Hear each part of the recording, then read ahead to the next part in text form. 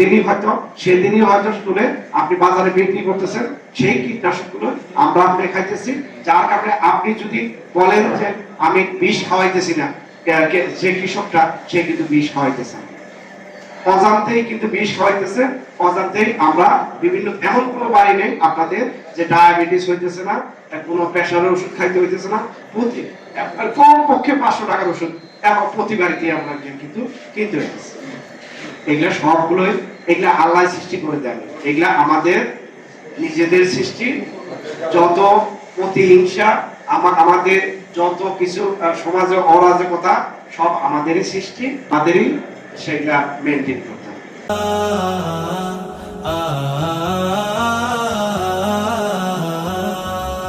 আপনারা আপনার দেশের আমাদের আপনাদের খাবার যোগাবেন, সেটাই আপনার কৃষক সম্পর্ক বাংলাদেশে, সেটা কিন্তু আপনার উপর নির্ভর করে।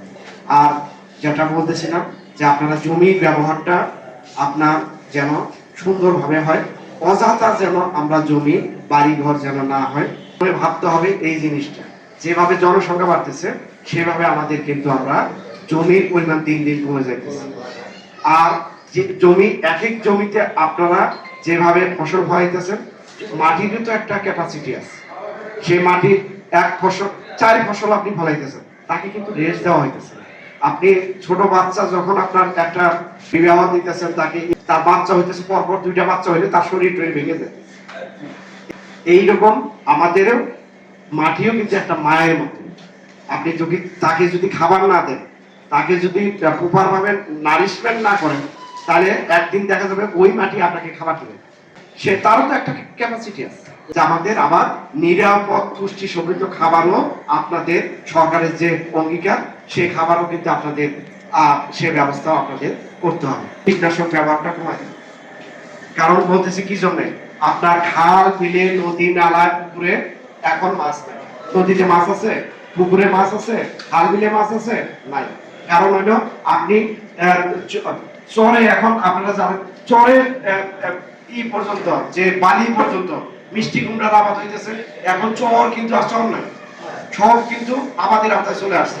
সেইগুলাতে আমরা অদার্সে কীটনাশক রাসায়নিক সার ব্যবহার করতেছি, সেইগুলার ধোয়া পানিগুলো আবার নদীতে যাইতেছে, সেই নদীতে আর কোনো মাছের বংশবৃদ্ধি হইতেছে না।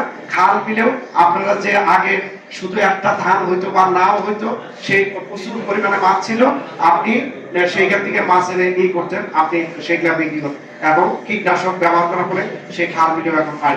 এখন যে মাছগুলো আপনারা খাইতেছেন সব আপনারা চাষের মাছ। আপনারা খেয়াল করছেন মৌমাছি দলে দলে এক গাছ থেকে আরেক গাছে তারা বাসা বাড়িতে ঘুরে বেড়াইতো, সেখান থেকে আপনারা মধু সংগ্রহ করতেন, সেই দিনগুলো আর। কারণ আমরা সেই কীটনাশক অযথা ভাবে ব্যবহার করে আমরা পরিবেশকে ধ্বংস করছি, যার কারণে এখন উপকারী পোকা আপনার যদি 20% ফসলে যদি ক্ষতিকর পোকা থাকে, আর 80% তারও বেশি আপনার উপকারী পোকা। সে যে কীটনাশকগুলো ব্যবহার করতেছেন উপকারী পোকাগুলো ধ্বংস করতেছেন, তিনি হয়তো সেদিনই হয়তো তুলে আপনি বাজারে বিক্রি করতেছেন, সেই কীটনাশকগুলো আমরা আপনি খাইতেছি, যার কারণে আপনি যদি বলেন যে আমি বিষ খাওয়াইতেছি না, যে কৃষকটা সে কিন্তু বিষ খাওয়াইতেছে, অজান্তেই কিন্তু বিষ খাওয়াইতেছে, অজান্তেই আমরা বিভিন্ন এমন কোনো বাড়ি নেই আপনাদের যে ডায়াবেটিস হইতেছে না, কোনো প্রেশারের ওষুধ খাইতে হইতেছে না, প্রতি কম পক্ষে 500 টাকার ওষুধ এবং প্রতি বাড়িতে আমরা কিন্তু কিনতে হইতেছে। এগুলা সবগুলোই এগুলা আল্লাহ সৃষ্টি করে দেন, এগুলা আমাদের নিজেদের সৃষ্টি। যত প্রতিহিংসা আমাদের যত কিছু সমাজে অরাজকতা সব আমাদেরই সৃষ্টি, আমাদেরই সেগুলা মেনটেন করতে।